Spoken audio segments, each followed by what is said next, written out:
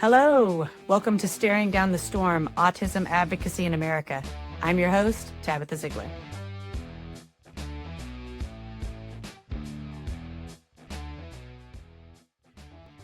Hello, everybody. Welcome back to the show. We have Mariah Lancaster with us, who's running for Congress in Massachusetts 6, correct?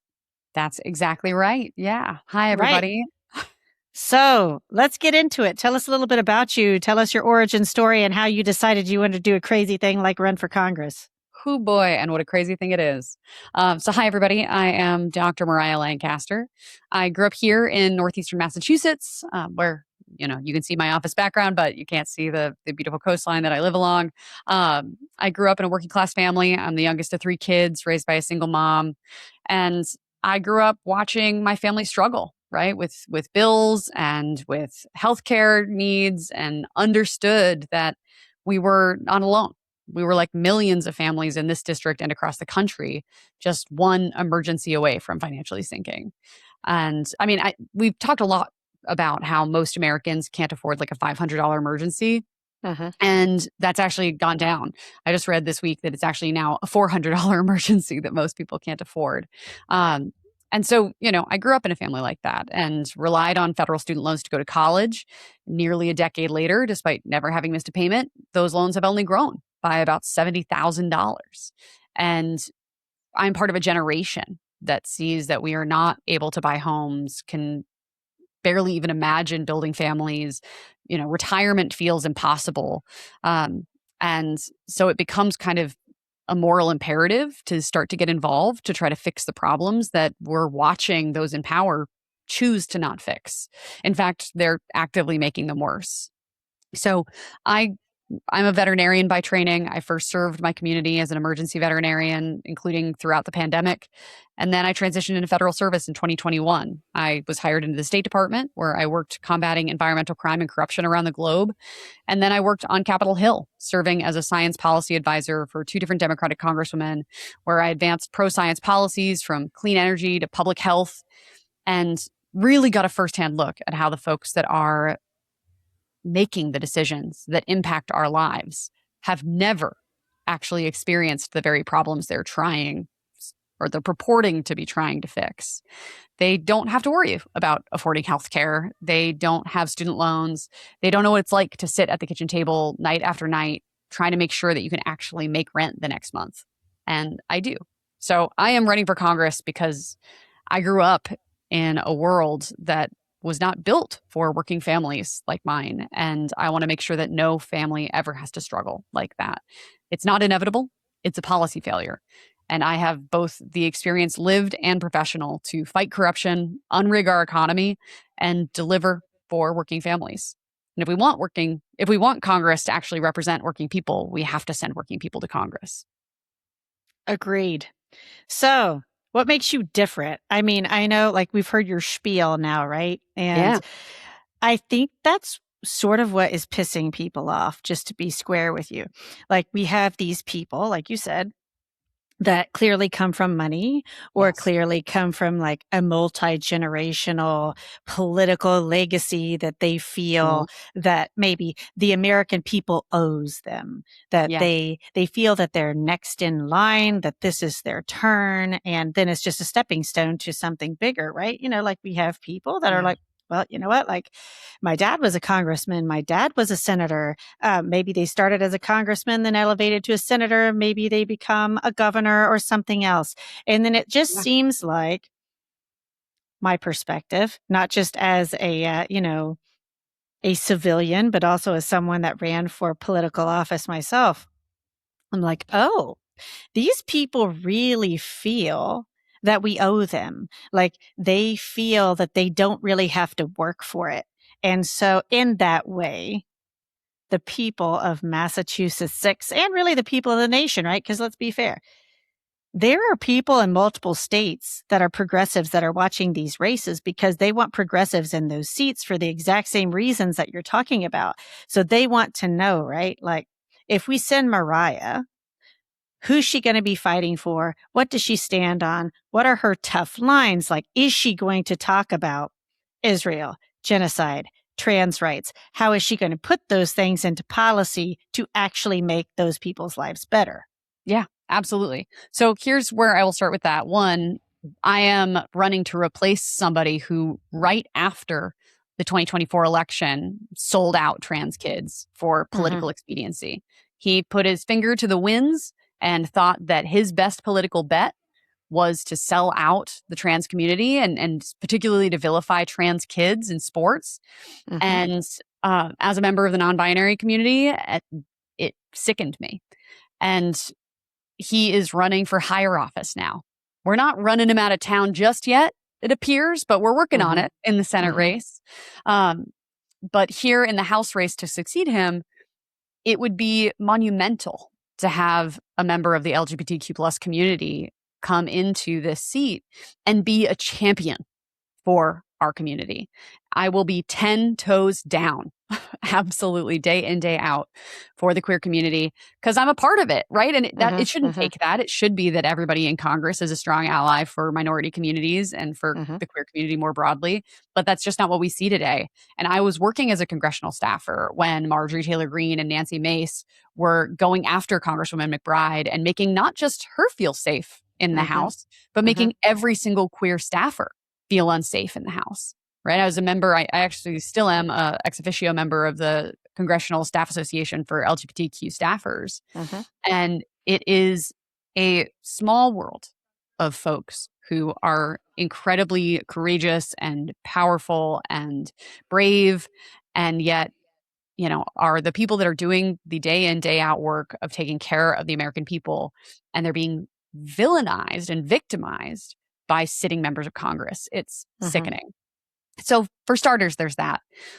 Yes, also, absolutely will be a champion for communities around the world, including in Palestine, that are being systemically oppressed, ethnically cleansed, having violence perpetrated against them that we swore we would never allow again on this planet. And when we say never again, we don't just mean for some, we mean for everybody.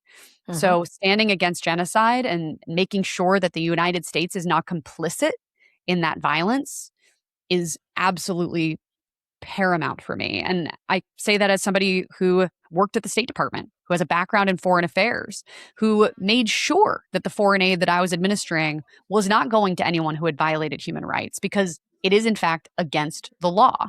But what we have is a country who's pretending to be an ally while they're lying to our faces about what's going on the ground. And we cannot continue to spend taxpayer dollars that we need here for our education and our health care.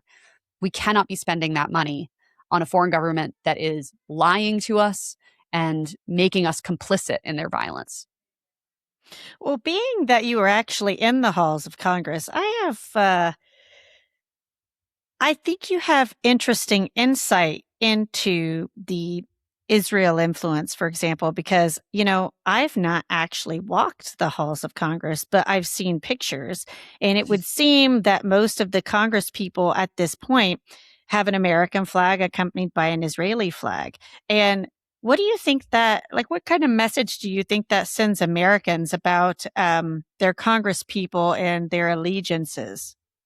Yeah, I wouldn't say that it's most. I would say that it's some, right? You know which offices you're going to walk past that are going to have, uh, you know, like I said with Nancy Mace and Marjorie Taylor Greene, right? Having signs that say up that there are only two genders, right? Like, you know which offices you're going to walk past, and they're going to have a American flag and Israeli flag, right?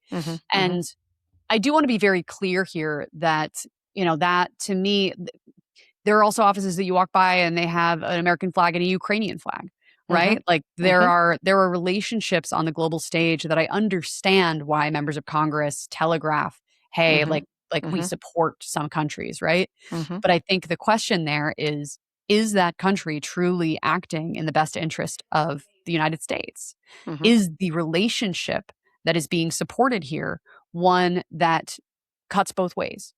Right. And we know that right now what's going on in Palestine means that the United States is not being respected as a partner, quite frankly, by Israel. And so for me, it's very complicated when we get into the question of where do we want the future to go? I think Yep. I look to a place of peace being really Mhm. what the goal Mhm. is, right? Mhm. But Mhm. we have an Israeli government right now that is actively working to make that less likely, right? We Mhm. have people here in the United States that are losing faith in the idea that peace could even be possible. And that I think is just propping up the perpetuation of the violence that's happening on the ground because, well, if we give up hope on peace, well, then there can only be war, right? Mhm. Mhm. And that for me is why we have to be investing in diplomacy, why we have to be electing leaders who actually know the importance of prioritizing diplomatic relationships over that of conflict Mhm. and warmongering, which is what we're seeing in this administration, and certainly within members of Congress as well. But I do think that what you're getting to of the fact that the Republicans stand there and say that they're for American first and then put other nations, the interest of foreign nations, over the interest of the United States. I think that's very twisted. It's hypocritical. And what we know is what a difference it would make to have the financial backing that is going towards Israel and the war in Iran, all these different pieces of what the Trump administration and his cronies in Congress are wasting US taxpayer dollars on. If we Mhm. had that money going into the United States healthcare system, into our public education system, we could have universal healthcare and debt-free college. Mhm. Both of those things, they are primary tenets of my campaign, and people treat them like they're pie in the sky Mhm. because we are wasting those dollars abroad. And so we Mhm. have to keep those dollars here. We need to make sure that we are putting the American people first and putting working families first. For the people that would call you an anti-Semite for speaking against Israel, what would you say to those people in trying to establish working relationships with countries while preserving religious rights of others? I think the conflation of Zionism, of the kind of unabashed, unconditional support for a nation state, the conflation of that with the very important need to protect people of an ethnic background and of a religious background, I think that's incredibly dangerous. And so the folks that say that to speak out against Israel and the actions of the Israeli government means to be disloyal to the Jewish people, I think that in and of itself is anti-Semitic. And to go a level deeper, right? Please The do, because etymology, we get this yeah, a lot. of course, the etymology of what it means to be a Semite, right, is to be from that region, right, to be of the area of the land around Jerusalem, which means that the Palestinian people themselves are a Semitic people, and so to say that to be supportive of peace between two Semitic peoples that should be able to coexist in a space rather than having there be a apartheid state where people are second class citizens and now it's escalated to a place of systematic violence. I think it's a straw man argument and one that is inherently trying to discredit those who are prioritizing human rights in what is a very, very old and very complicated diplomatic situation that is right now escalated to a place of persistent violence and tragedy. What do you think that not just yourself, but other Yeah. minority leaders Mhm. would bring to the table in trying to reach some sort of effective peace agreement that is functional and sustainable and does not burden the American people with a price tag that we does not allow us to take care of our own people? Yeah. So fundamentally, what we come down to is a couple of different things. There's a huge difference between foreign aid, which is us giving dollars, versus being able to have trade agreements or weapon sales that are for defensive purposes, right? So people often say, well, would you support, sanctions, this and that? And the answer is yes, of course. Where you have bad behavior, from any nation state, it's important to use every tool in your arsenal to help to encourage peace and diplomatic relations. And part of that is being willing to use sanctions. So that has to be on the table. The other pieces are making sure that you are able to bring interlocutors together that actually have the authority to negotiate and are willing to negotiate in good faith. Part of where the United States has struggled as a mediator historically is there hasn't always been a conversation happening between those that are actually empowered to make such decisions. Um, but the other piece of all of this is that the more the violence goes on, the less likely peaceful accord becomes. And so what used to be a conversation around a two-state solution, where some folks suggest a, equal rights one-state solution that I think is less and less likely by the day, but not impossible. Just, realistically, we have to be pragmatic about what's actually possible on the ground. And then you have organizations that talk about something like a 23-state solution, where you are essentially subdividing the region in such a way that it more closely aligns with the current population breakdowns. But I think, you know, wherever this relationship goes, the first stop is a true and effective ceasefire. Humanitarian aid that puts the people first, gets an entire population out of starvation and crisis, and allows there to be some level of rebuilding. Until we get there, the conversation around negotiation and finding the way to, how we're drawing certain lines or what the governments look like, none of that can come until the violence stops. Mm-hmm.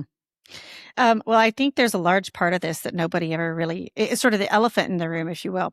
Like, at what point are we not going to bring Palestinian voices to the table to actually advocate for themselves? Like, I don't think that we will ever be effective if we're constantly negotiating with the state of Israel, who is maintaining their dominance over an entire population of a region that they have, self-determined should not be there.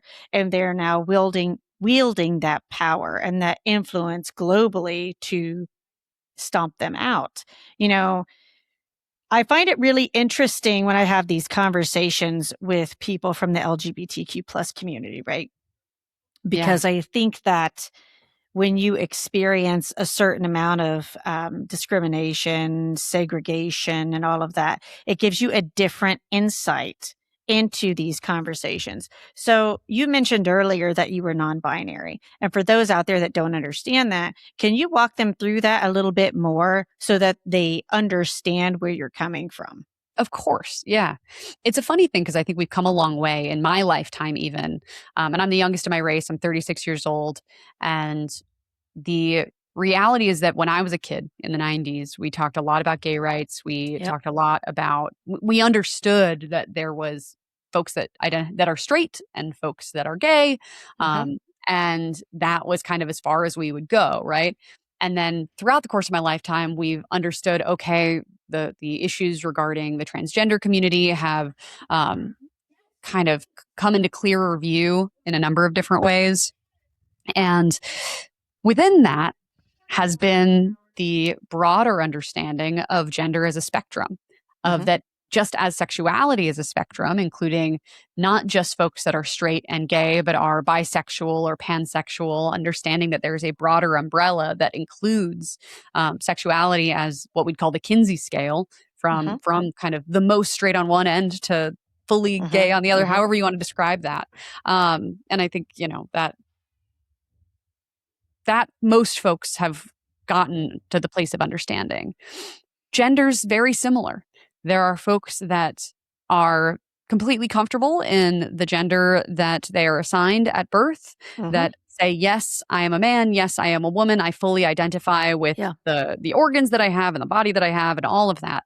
And then there are the folks that, whether they realize it when they're young or whether they come to it as they're older, that find they and for me, my brain goes to the scientific part of the language here of cis being same and trans being opposite. That is the kind of, again, the language origin of that. So for folks that identify as transgender, quite often, and I don't want to say all the time, but quite often that can mean that they identify as fully the other. So, I might have been born with male anatomy, XY genetics, and I was socialized or raised as a man, but I, feel like and wish to live life as a woman. I am a woman, right? And I fully believe that trans women are women. Then there's those of us that grow up in the bodies that we grow up in, and they never quite felt right, but they didn't necessarily, I grew up, my mother told me a story my whole life of how when I was 3, 4, 5 years old, somewhere in there, she was trying to explain gender to me. And my response was, no, Mariah, not girl, Mariah, boy. And my mom's thinking on that was, well, you have this older brother that you've always related to, and you have this older sister who, you guys are quite close, but you're very different. And so the whole reasoning behind this story, this funny story that was told by my family for decades was, oh, haha, yeah, Mariah the tomboy, etc. And I grew up preferring more gender neutral clothes. When my mom first had like the birds and the bees conversation with me, my first question was, how do I prevent any of that? Right? Like the entire concept of, oh, you're going to get a period someday, your breasts are going to develop. I was like, no, thank you. How do I stop that? So I am a perfect example of a kid who at 8 years old would have chosen hormonal suppression and gender blockers. Interesting. And puberty blockers. Okay. And it's why I am such a strong proponent of why kids should have choice. Because a lot of folks say, oh, yeah, no, kids are kids, but kids know who they are. I knew who I was. And if that had been an option for me, I would have chosen it immediately. It wasn't something that was being discussed in 1998 for kids like me. And so, I grew up and I have the body that I have. And I remember kids telling me in high school that I made a better boy than a girl. Right. And there's just these pieces of my life that in retrospect all make sense. I just thought I was pretty bad at being a woman. And, all those different things. But it really wasn't until I was in my late 20s. I was in therapy when I was a kid, child of divorced parents, incredibly important to have the support that you need when you're that age. And I went back into therapy in my late 20s for a variety of reasons. And I was really grappling with my personality, my gender identity, my neurodivergence, all these different pieces of my background and my life. And it took unpacking a lot of that to realize, oh, I'm non-binary. I'm genderqueer. I don't fit in the normal cisgendered box. And for a really long time, my parents thought that I was going to come out as gay, that that's what I was like, no, I just really love flannel. But the reality for me is that I actually ended up coming out as non-binary. And it took some pretty intense conversations within my family, because some of the vitriol that you hear from folks, even on the left, specifically against, young trans athletes, I've heard from members of my family. And that was part of what pushed me out of the closet. I knew that I was grappling with my gender identity, but I wasn't out yet, even to my own family. And I was straight up asked by a member of my family, like, what, like you're trans? And I didn't know how to respond to it. Because there are definitely non-binary people that identify as trans. And then there's folks like me where I kind of feel like that's a unique label that belongs specifically to the folks that identify fully within the trans community. But, I'm not going to police who uses it or who doesn't. But for me, I still in many ways identify somewhat as a woman because I have a woman's body. I have the socialization from my youth, all these different aspects, but I know myself at my core to be non-binary, to be someone who does not fit within the two buckets that society has really deemed for us. And that means that there are days where I am in more of masculine presenting, and there are days that I'm more feminine presenting. That's part of why I don't identify as what might be called agender. I don't consider myself to be somebody who is without gender, but I'm at different points along the gender spectrum, depending on how I feel that day and what's comfortable in that moment. And I think it's incredibly important for everybody to have the freedom to express exactly who they are and to be honest about who they are and to be safe being who they are.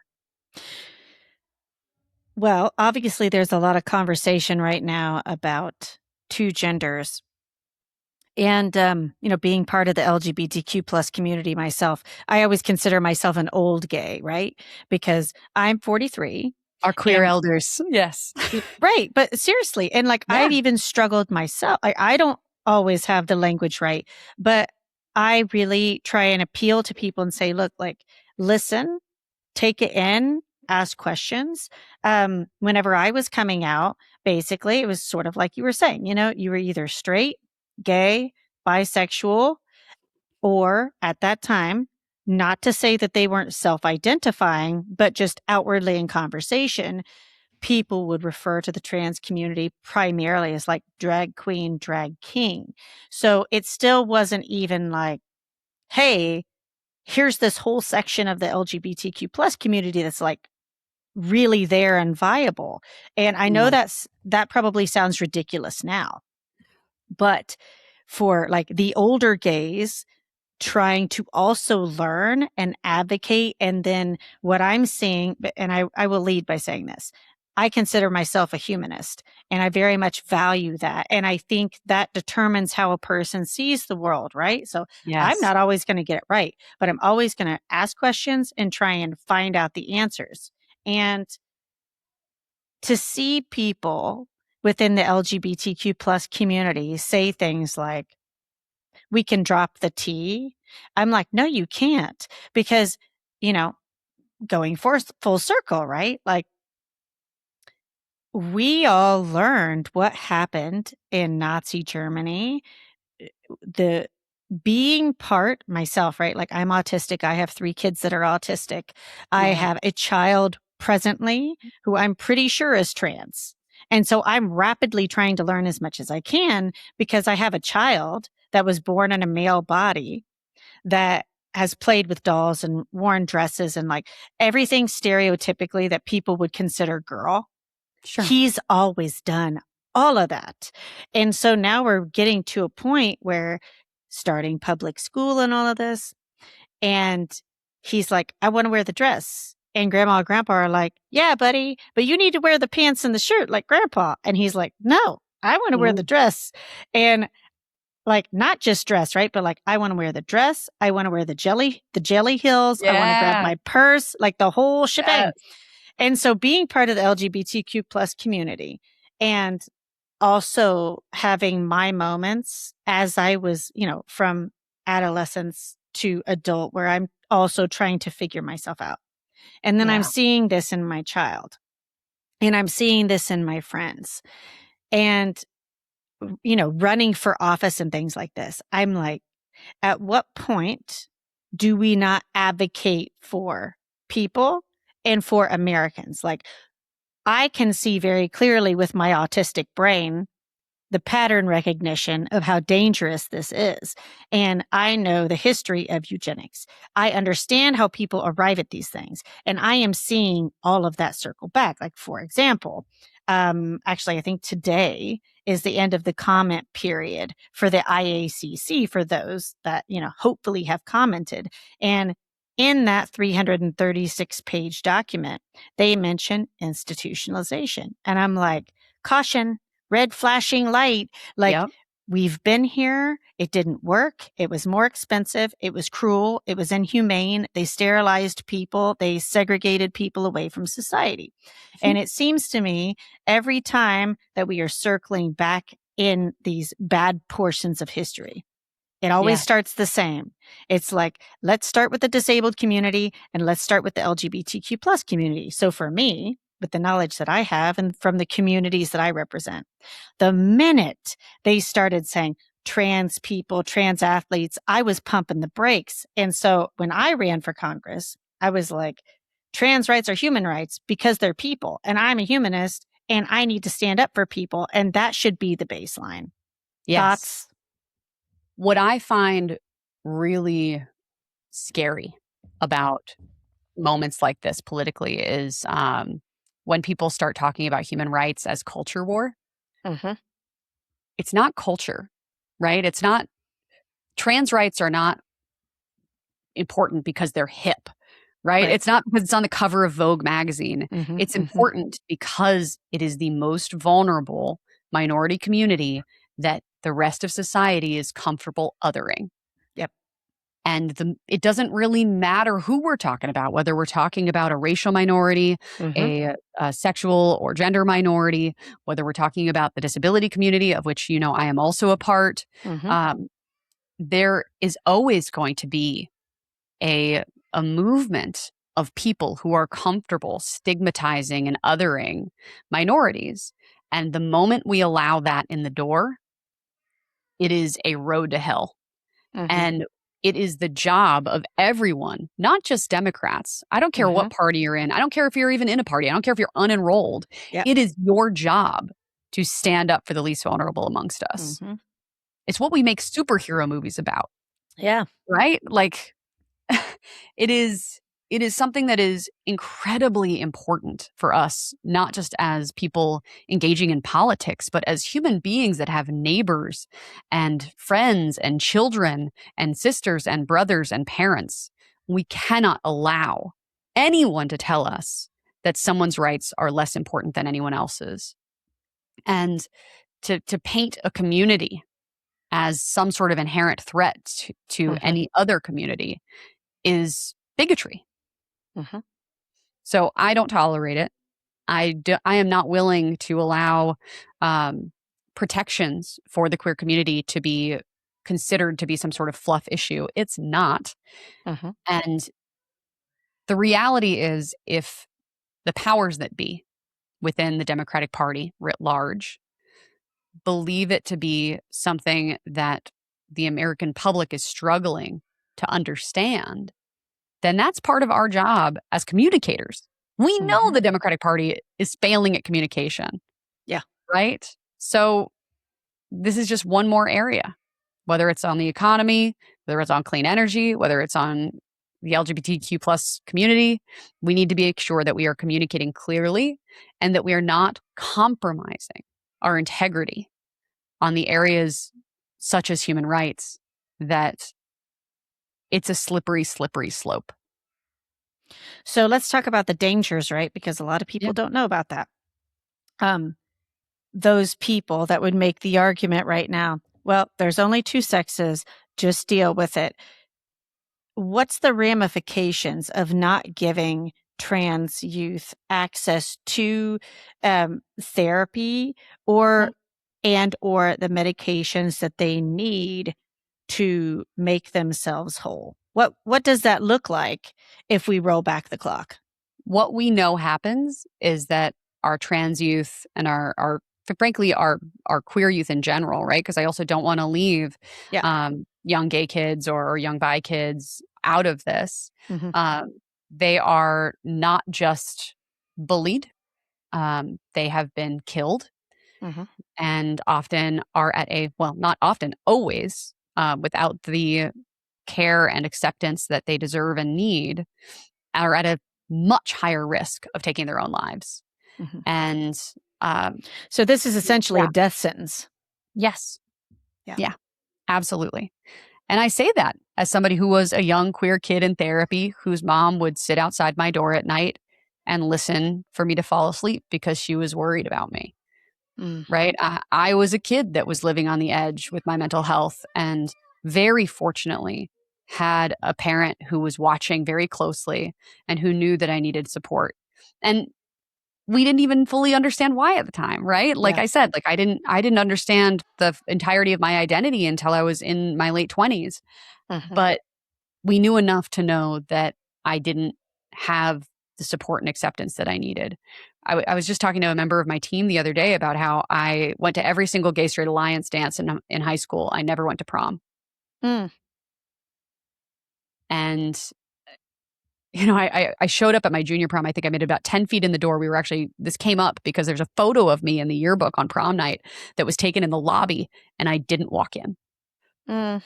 And it was panic. It was knowing that I didn't belong, knowing that I didn't fit in, that I felt like I was in a costume, that Mhm. the person that I was not there, right? It was so many of so many young queer kids are already struggling, and we live in a society where they are at higher risk of homelessness, higher Mhm. risk of substance abuse issues, higher risk of having unmet healthcare needs, beyond the basics of needing the care that they need. For example, if they are non-binary or trans and needing puberty blockers, right? Aside Mhm. from even Mhm. just the gender affirming care that they need and deserve, we know that kids in the LGBTQ plus community are at higher risk of just not getting the basic physical Mhm. exams and dental care and all the things that they need, partially because of the stigma and the hatred that they face in our society today. So it is our job as queer elders to make sure that we are championing them and standing up for them and protecting them at every turn. And I also think it's really important to bring that same principle to every other minority relationship, that we are Mhm. keeping Mhm. folks with disabilities out of inhumane institutions, that Mhm. we are protecting our Latino and Black communities from generations of environmental pollution and Mhm. redlining that we know has been a both economic hit to their entire communities, but Mhm. also Mhm. has historically led to incredible health disparities, right? Maternal mortality within the Black community being absurdly high compared to every other population. We see the bigotry that exists in our society. We cannot run away from it. And turning a blind eye will not make anyone any safer. The problem is we have a society where those in power right now, in this administration, Mhm. in our Supreme Court, in House and Senate right now throughout Congress, are radical Christian nationalists, for lack of a better term, but it's accurate. Mhm. And they are trying to not just roll the country back, but create an America that never actually existed. Yeah. They are trying to undo the progress of the civil rights movement. And they are trying to take every woman across the country and kick them out of their jobs and leave them without reproductive freedom, leave them without economic opportunity. Um, we know that if Russell Vought and Stephen Miller and Donald Trump could fire every woman and every queer person from their jobs across the country, they would do it tomorrow. Mhm. And so this isn't just a matter of protecting the most vulnerable among us. This is a matter of protecting every single person who is not a straight white Christian man. Mhm. Well, I just want to be really clear here because I'm from Indiana. I'm coming from a very red rural state. And for those people that may be listening right now that are from very small, red rural areas, I want to be very clear on this language so they understand what we're talking about. If you have a child in your family or in your community that is othered and does not get the help that they need, and if you don't make sure that that help is available, and if you try and put them into a box that they don't fit in, the likelihood that they end their life early is high. So, for example, for my own family, this is why I'm concerned about my son. My objective as a parent when I brought my child into the world was to keep him safe, right? It is not to control how he sees himself or how he sees his life. I need to make sure as a parent that I give him access to the medical care, to the emotional and mental care that he needs to develop into an adult. And I say that specifically for people that are listening so that they understand. If you refuse to give your children that are other the care and the help that they need, you will not live to see them into adulthood. They will not live that long to become an adult. So, would you rather have a live child that you may or may not disagree with, but feels whole in the world? Or would you prefer to have your child in a body bag? Incredibly well said and important for every parent across the country to hear. We are living in a time where there is so much propaganda and there is so much misinformation and there is a oligarchy that benefits from keeping us divided. And these are the issues that they are trying to use to divide us. They are trying to scapegoat entire minority communities to separate the working class. Everyone, and when I say the working class, I mean every single person who pays their rent or their mortgage via a paycheck. If you are working, I don't care whether it's part-time or full-time, if you have a job and you are taking that money and you are using it to pay for your expenses and the roof over your head, your health care, your electricity bills, the gas that goes in your car, if you have one, you are working class. The people that are not working class are the people who do not need to have a job, that are living off of inherited wealth or wealth that they are borrowing against. And that's why we need to reform our tax system, take back our economy, and ensure that every single dollar that we are all working so hard as members of the working class to put in our pockets is kept there. And that the billionaire class that are buying our elections, and I say this as somebody who is amidst one that is actively being bought, that they do not have power in our democracy. Right now, we have a hypothetical democracy. It is not operating as one. We are living right now under oligarchy. I am running for the U.S. House of Representatives against someone who has been handpicked by the establishment and within months had raised millions of dollars, raised $1 million on the first day that he announced. No working person can raise $1 million in a day. That is not how that works, right? None of us have networks that you can just make a call and $1 million shows up. So when you see that, it should raise an alarm bell for you. Because the reality is that in order for us to be able to retake our democracy, we have to elect people that don't have that kind of wealth, that don't have the kinds of hereditary connections, the elite world that they live in that is so out of touch. It circles back to what you were saying before, the entitlement, right? People that live in a world where they don't know the price of a gallon of milk, but they know 3 people that they could call that will give them $100,000 today. Yeah. Those people should not be in charge. I'm sorry, they shouldn't. I agree with you. But it's what we're seeing. And people across the country, I'll wax philosophic on this for 1 second. Part of being a grassroots progressive candidate means that I am calling progressive donors across the country, introducing myself, saying hello. And I know, just for all those listening, that you hate these calls. I'm sorry. They're terrible. I recognize it. But it's the way that candidates get support, right? You do not come from money. You can't just self-fund your way in your race. I am the only candidate.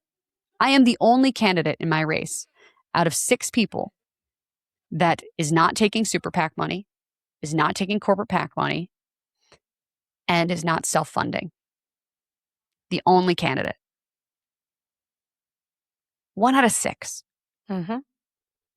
Because that is how people win these elections. By being backed by dark money, by taking money from corporations, or by infusing their own personal wealth into these races. And it is not just disheartening and sickening as a voter, Mm-hmm. but it's also, this is why the Democratic Party is so broken. Mm-hmm. Because when these are the, we lack choice. We lack choice. Absolutely. Absolutely. And folks across the country look at a race like this one where it's a safe blue seat and they say, well, it's going to be a Democrat. So, why should I donate? And I have to explain every time, these are the seats where you have an actual chance at changing the future of the Democratic Party. If you want a working class party, you have to compete for these seats because the people here are the only ones that can actually stand up to party leadership. If you flip a red to blue as a working class candidate, you then are immediately reliant on the party to help you keep that seat. This is part of why we keep flipping back every 2 years. We keep losing control of Congress instead of holding it, is because we are betting on incredible candidates. Don't get me wrong. I love the candidates in these hard to win races. But then we're pouring money into a general that they are 50-50 at best going to win. And then we're pouring money in to keep them there, as opposed to investing in some of these seats that are already Democratic, but are held by corporate Democrats who then just crush working class solidarity day in, day out. If we want a different kind of party, we have to elect a different kind of candidate. Well, I always find it interesting too, because, once you're in the belly of the beast, if you will, and you see how all the wheels turn, you're like, oh, I see just how dirty this game is played. And so that's why I'm using some of my time to try and boost up other candidates and things like that, because I believe in this, right? And to watch candidates, like you're talking about, like Democratic candidates, find their replacements and essentially just scoot them in last minute. And it's like, there you go. Like, here's your party pick. And it's like, whoa, hold on a second. Like, the people need to vote on that. Like, I don't care if you're in a red state, blue state, whatever. Like, how are you any different than the Republicans? Like, if your argument is they're bad over there, here's why they're bad, but then you do some of the same things and you're a Democrat, what makes you different? And then how can you get people to believe in you or in the process or in the party? Yeah, absolutely. And we see these machinations going on in open primaries like this one, where a candidate gets in the day after the incumbent announces that he's running for higher office, which means he had inside information that was happening. And then within 2 weeks, he's endorsed by Kamala Harris. So you know that this is the Democratic Party. They're rigging the game. Scale. Yep. Every step of the way. Every step of the way. And then you have corporate money like DraftKings coming in a super PAC. They've spent $700,000 backing that candidate, who, by the way, has over $4 million in his campaign account. So he doesn't really need it. He's doing just fine. But because of this, we know how he's going to vote. We know that he is not going to regulate 1 ounce of the prospective gambling market. Yep. I was in a Democratic town committee meeting where a young man asked him to his face. He said, "You're taking money from the CEO of DraftKings, and sports betting is destroying my generation. The addiction that my generation is experiencing is so profound and so serious, and this kind of betting needs to be banned. Will you condemn this kind of betting, and will you commit to banning it?" And my competitor's answer was essentially, and I'm paraphrasing, was, well, I've known that CEO since before he started his company. He's an old friend. And I believe in regulation. The idea that the defense of taking corporate money, the idea that especially when that same candidate is out there saying, like, I'm not taking corporate PAC money. I'm like, yeah, but you're taking from every corporate CEO across the country. You spent more time in this primary in LA and New York and DC than you did in this district because you were so busy out there raising the millions of dollars that you're using to now propagandize this entire district. But the idea that your defense of that is that he's an old buddy? Mm. We already know where your allegiances lie, and it's not with the Yeah. voters of this district. Well, the answer is the non-answer. That's what it is, right? Circling the drain of like, they don't ever really answer the question. So this is what I tell people. I'm like, you know what? Pick the candidate in every race that doesn't have any money. Pick the most normal person. Find the electrician, the plumber, the school teacher, whatever, that doesn't have the money, that's going house to house or whatever. Like, those people are a sure bet to get into Congress and change things because they are working class. So if you're not sure who to vote for, pick the candidate with the less money, because that's how you can almost guarantee that they're of the people, for the people. And what I would love to see is a Congress and a Senate full of the normies. So that's why I'm taking my time, right? Like, no one pays me to do this, right? Like, I'm doing it because I care. I'm doing it because just because I'm done with my race doesn't mean that other people aren't done with theirs. And I'm hoping that people start to develop this mindset, this critical thinking, right? Of like, I wonder what life would look like if we weren't run by CEOs, if we weren't run by corporations, and instead put some of our people in there. What kind of America could we have? And therefore, what kind of world could we have if we invested in people that came from our communities? Yes. And that is what the House of Representatives was supposed to be. It's what the founders intended. And the things that stand in the way right now are two things. They're the Apportionment Act that capped the House so that every year as our population grows, every representative is representing a larger district. And that means that we are less in touch with our constituents the way that we're supposed to be, right? Members of the House of Representatives are supposed to be the most accessible form of federal government. That changing that, repealing the Apportionment Act and uncapping the House would absolutely change that. And getting money out of politics, publicly funding our elections, and making sure that no one can spend in politics unless they are a human being. That is the way that we reform our democracy and actually get the House of Representatives that was designed by the founders back. And, we can talk to reflect the populace. To reflect the populace, by the people, for the people, to truly be the government that America deserves. And I'll go farther than that too, because let's just be fair. We cannot have a Congress and a Senate that is, I'm pretty sure for the House, it's like more than 50% white and male. And for the Senate, 70% white and male. That is not a true reflection of the U.S. populace. Like, we need to get more color, more age, more sexual orientation. Like, we need to get all of that in there, because then when you're answering big questions of things like trans issues, you go to the horse. If you have trans people sitting in Congress, if you have non-binary people sitting in Congress that you can ask and say, hey, this is not my area of expertise. What do you think about this? Or can you at least put me in contact with physicians that you know and trust that know about this? Yes. What I will also say about this is only 2% of Congress is working class. 2% out of 535 members across the House and the Senate. That is abysmally small. And how could we possibly expect to have laws that actually improve life for working families when you have 98% of Congress having no idea what it's like to rely on a paycheck? They've never experienced it. Yeah, we need the people that shop at Aldi. Yeah, we need people who have shopped at an Aldi's. We need people who have, I spent the pandemic in scrubs working overnights. And I know I worked in veterinary medicine, so the trauma that our frontline healthcare workers in the human healthcare field experienced was profound. But I was still there in the hospital.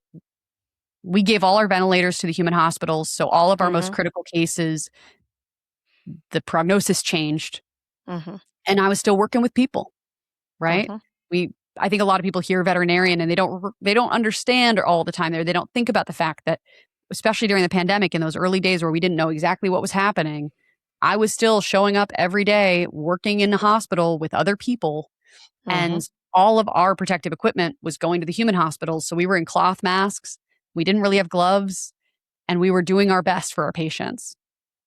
And I really think, we all have kind of collective trauma from 2020 and Mm-hmm. 2021. But the reality is that there is a whole sector of people who were essential workers in that time period, who, when everybody else was, on Zoom, we were Mm-hmm. showing up and we were doing the work. And I talk a lot about this through the lens of how that time period shaped our economy and how private equity identified the essential industries and Mm-hmm. has started to buy them up and consolidate them and raise Mm-hmm. prices and kick Mm-hmm. inflation into super drive and take childcare, elder care, healthcare, education, and drive it completely out of a range of affordability for the average American. And all of Mm-hmm. that is true. And the other people that are suffering from that are the essential workers Mm-hmm. who now are working in these industries that have become extractive, where their wages have not changed, have not improved. In fact, they had better wages during the pandemic than they have now because there was hazard pay, Yeah. right? And so our nurses, our doctors, our janitors, our childcare educators, all of these are areas of life where our workers are being absolutely demolished. And they are still grappling with the trauma of having lived through the pandemic, right? The rest of the world has gone back into the office to some degree, but we were there the whole time. And, Man, I know. I was a flight attendant. I was actually yeah. pregnant. I was Oh, pregnant, God. wearing the mask, the goggles, the everything while working on planes. And I have Yeah. coworkers that have long COVID, had strokes, have Yep. immunodeficiency issues, Yeah. people that had to retire, people that like their lives were forever changed. Yep. And, I don't think other normal people, right? That especially those that were like, I'm not going to wear the mask, right? Like Yeah. I've watched what's happened to people that didn't, or that like even when they did, like somehow they got exposure, whether it was just like in Yes. brief instances, right? But Yes. those people that were out in the trenches that were trying to keep society functioning during COVID, that are now suffering or disabled or can't provide for themselves, lost their houses, lost their wages, whatever, during Yeah. that time period, to watch these extractive industries, if you will, now Yeah. and see just the depravity, right? Like the depravity in these people. It was a long road for, I think, many of us that decided, oh, hey, we've had enough, to the point where we're willing to throw our hat in the ring.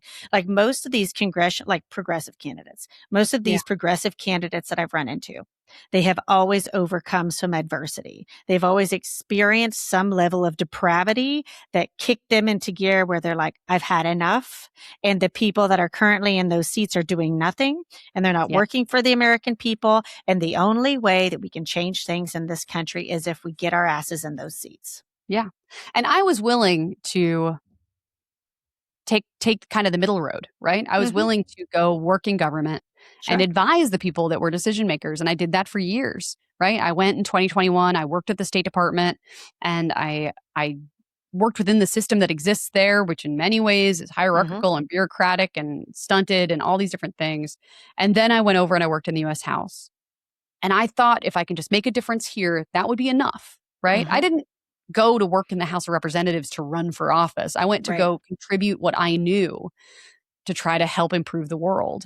And then I'm sitting there working in Congress, and I find myself as a science policy advisor teaching members of Congress about education policy. Not even in my portfolio, but I'm the only one Mm-hmm. in the room with student loans.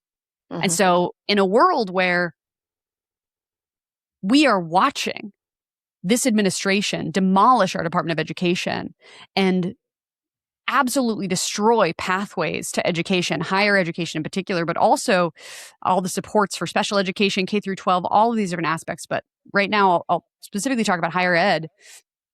We are watching this administration close the pathway to higher education and opportunity for students across the country. And in the meantime, absolutely destroy the economic future of people like me that relied on federal student loans, who were told to our faces that even if the student loan policies changed in the future, that we would be grandfathered in. We were told that by the schools.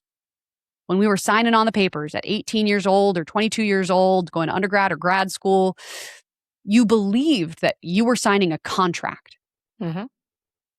I took out $160,000 to go to vet school. I have never missed a payment in almost 10 years. I now owe over $250,000. I was prepared to pay back the $300 to $350 that I would pay under the pay-as-you-earn plan, which I'm currently on and have been since I graduated vet school. But Trump and his cronies in Congress have made it so that plan is now going away. And I'm going to have to pay over $500,000 over the course of my lifetime just to pay back the $160,000 that I took out. That is not what I agreed to. It's not what any of the students across this country agreed to, but we're being played by an administration that does not care if we can afford to retire, doesn't care if we can afford our health care, doesn't care if we can afford a roof over our heads. They would rather see us homeless or dead than to see us just simply repay what we took out. I'm not asking for full forgiveness. I am asking just for the terms of the contract to be honored. But that's not something that our Democrats right now in Congress were willing to fight for. That's not something that doesn't affect them. Yeah, it doesn't affect them at all.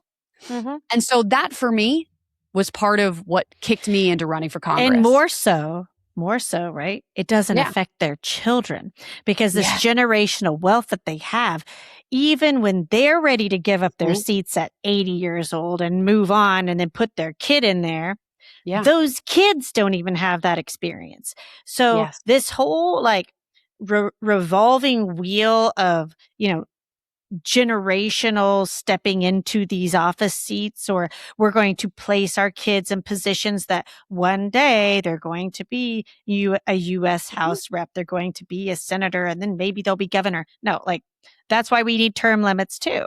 Yeah. There's so much that needs to be done so that we can actually circumvent some of the issues that are happening now, to make sure that not just our children, but 7 generations from now, that someone can afford a house, that someone can afford to go to school, that someone can afford to have a family, that some female or person, whatever your parts are, that you could produce a child if you so choose, that you don't have to go bankrupt by having a child, and that you also don't have to risk your life. Why are we going back to 1850, where now it's well, let's just roll the dice and see if we live or not? No one signed up for that either. Science has advanced since then. Yes. Yeah. And we have an entire political movement that's trying to drag us back into the dark ages, and we cannot let them. And let's be fair, right? We've seen this before. We've lived, well, I wasn't alive then. I'm the youngest of my race, like I said, but we've seen Nixon and Reagan, and we've seen, God, everything that Mitch McConnell has done in his lifetime. Which, by the way, he's fully benefiting, whether he's with us or not, right? Fully wherever benefiting. Mitch McConnell is. Yeah, wherever he is, fully benefiting from the same systems that he was always voting against. And that's the problem with some of these white men, right? It's all for me, none for thee sort of attitude. Absolutely. If we get sick, if we get prostate cancer or what, yes, we absolutely want to take care of ourselves, make sure that we get the best health care available. But our constituents, no, we don't have time for that. Yeah, absolutely. And that is the thing that we need to be fighting against as a political movement, is the rugged individualism that doesn't just exist in the Republican Party, but also within the Democratic Party.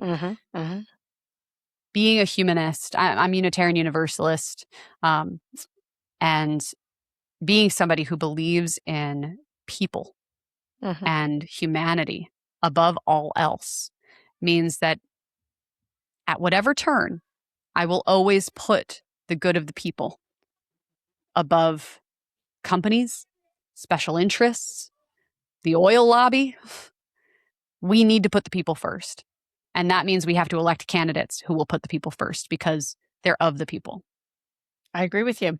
Well, we've covered a lot of topics today, and I know you have other things to do. So is there anything that we did not cover that you wish to talk about? Well, I will just tell people, please check out my website, mariahlancaster.com. That's MARIAH, and then Lancaster, like Lancaster, Massachusetts, or Lancaster, Pennsylvania.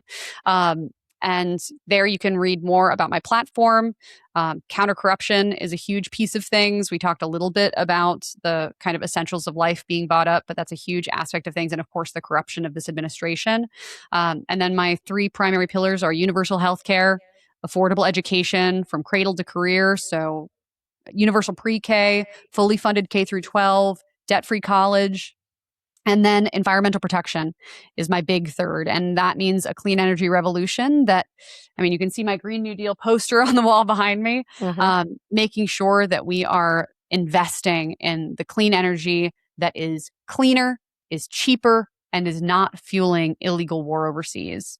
Those are my main priorities. And of course, abolish, prosecute ICE, break apart DHS, and let us build a humane immigration system that restores the democratic integrity and humane fabric of America.